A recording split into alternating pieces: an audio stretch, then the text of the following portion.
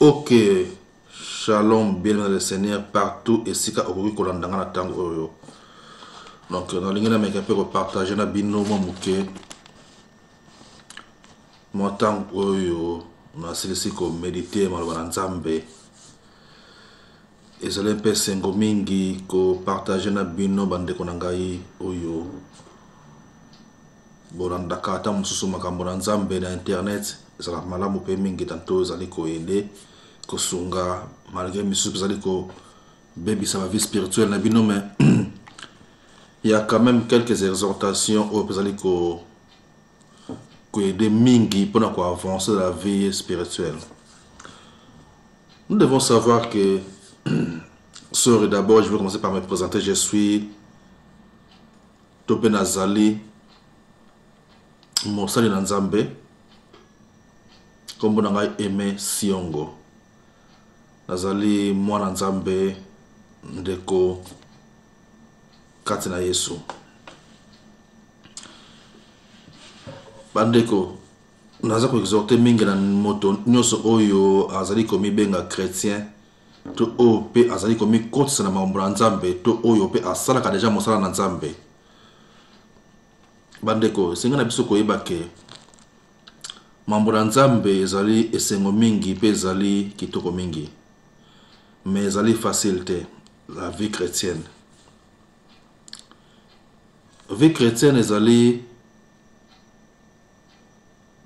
bomoi na Yesu, ezali vie ya Yesu nde ekoti kati na yo. Donc komi benga chrétien ezali kaka te pona esengo na moto oyo amesana chaque dimanche akei église sorry, chaque dimanche okei église ozongi na ndako na yo et puis ozali kosala vie na yo tous les jours ndenge olingaka. Ezali malamu kasi wana ezali vie chrétienne te. Vie chrétienne esengeli na moto koyekola Bible mpe kobanda comprendre Bible na mozindo, ça veut dire qu'on a profondeur na dimension spirituelle pour na ko permettre yo oyeba vraiment c'est quoi la vie chrétienne. Tango toza ko comprendre kaka vie chrétienne malamu te, c'est ça qui fait que noto yango ezali kosala ke bato mingi tanto zo mibenga mosali na Nzambe to azali kobenga komi benga ma chrétien, peu importe moi c'est to mobali kati na Yesu. Tozali komona mingi bazali kosala mabe, mingi bazali tanto kotambola to ko vivre ko na vie malamu te, ko fonctionner malamu te, je veux dire. Donc par contre comme ça chrétien to ko yamba Yesu ko la mo konti mo bikisa bo moina yo, ça veut dire que non esengel na yo ko changer vie na yo. Et bien sûr ça ne devait pas d'un seul coup. Ezali ko banda kolanda mingi ba enseignement biblique pe ko vanda mingi na ba vie à prière ko sala mabondeli mingi. C'est ça qui va t'aider ou qui t'aide, qui peuvent t'aider plutôt ya ko avancer na présence na Nzambe pe ko banda ko comprendre yo moko à travers molimo na Nzambe, ko comprendre mambo na Nzambe, ko comprendre c'est quoi la vie chrétienne. Pour vie chrétienne, ça dit que non, au commis, tu es devenu un avec Christ, un avec Jésus-Christ. Donc, tant au commis, mon connaît Jésus-Christ, cela veut dire que au commis détaché d'un système ça c'est premièrement. Deuxièmement, tu dois te considérer au commis, le Seigneur se considérer comme moto oyo kufa. Pour le simple de ce monde, tu dois te considérer comme quelqu'un qui est déjà mort. On comme ça la tête que non, vous allez comme bien un chrétien, mais en même temps, yomoko toujours, vous allez passer le temps na yo plus na mambo mokili, donc s'intéresser plus na mambo zali mokili oyo assez, mais qu'on néglige mambo zali ensemble. Nous ne devons pas mettre dans nos penser soit que ça la qui est en osso au cas de sa vie chrétienne, au cas de vie chrétienne c'est comme si allait seulement qu'aucun d'une église tous les dimanches et puis qu'on soit en qui fait de toi que non juste aux allées chrétiens. Non, église elle est malade mais mon salaire église comment on appelle ça, les églises locales.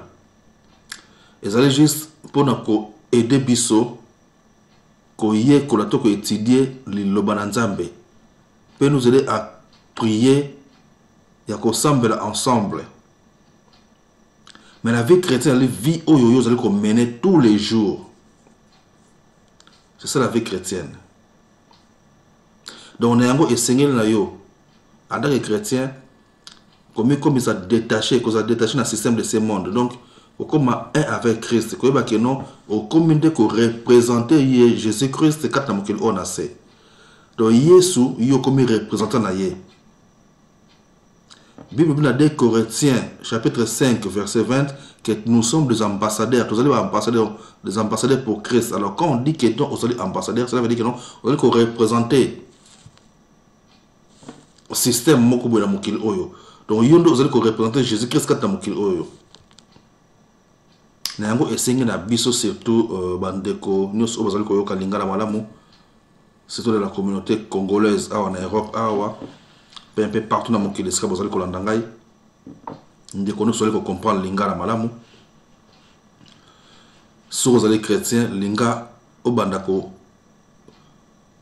comprendre vraiment que nos vies chrétiennes les allées kaka ko l'église, mais allez que nous faut changer vraiment complètement vie na yo. Ce n'est pas le fait de dire aux gens que non aux allées chrétiennes, des allées que yo allez chrétiens, non. Et Seigneur la bâtonne de bazali ko mona yo, nous allons vivre, bah reconnaître que non oui, vous allez vraiment chrétiens. C'est juste ça. Donc bâtonnement le rendre plutôt secours pas na yo.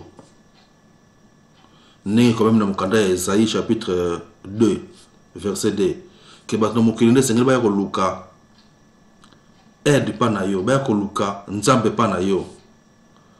Donc, il y a des photos de Sabangon Nzambe. Vie chrétienne, c'est l'été que non, vie à l'olendo, à fier, que on a tibé l'amba qui toko, on doit tambol na balabala, ou bien que nous, vous allez chrétiens, toqué dimanche, on a tibé qui toko, ok, comme ça la fière, na kata salle, ou le bito, vous allez chrétiens. Non, ce n'est pas ça la vie chrétienne. Vie chrétienne, c'est toujours préparer notre vie après la mort, notre seconde vie. Nous la préparons maintenant, nous allons préparer un sikoyo. Nous avons un comportement na biso, nous allons tambola na mokili oyo. C'est ça qui nous permet ya kota un jour paradis ou ya okende lifelo. C'est ça qui nous permettra ya ko zala un jour pene na Nzambe tu ya okende na lifelo. Na yango bandeko nanga bozali kolandanga na tango oyo. Ce que vous allez chrétiens vraiment les gars au comprendre que vie chrétienne allez comme un moko na Nzambe, comme un moko na Yesu. Donc ce qui vous allez kotambu sa vie na yo selon yo moko fukotika. Faut kotambu la maintenant selon la parole de Dieu, selon le loba na Nzambe. Pour yo comme modèle, Bible allez ko senga que no yo faut la modèle pour na bande comme mososo. Et c'est là que nous avons besoin de Yesu. Nous avons besoin de Yesu Christ.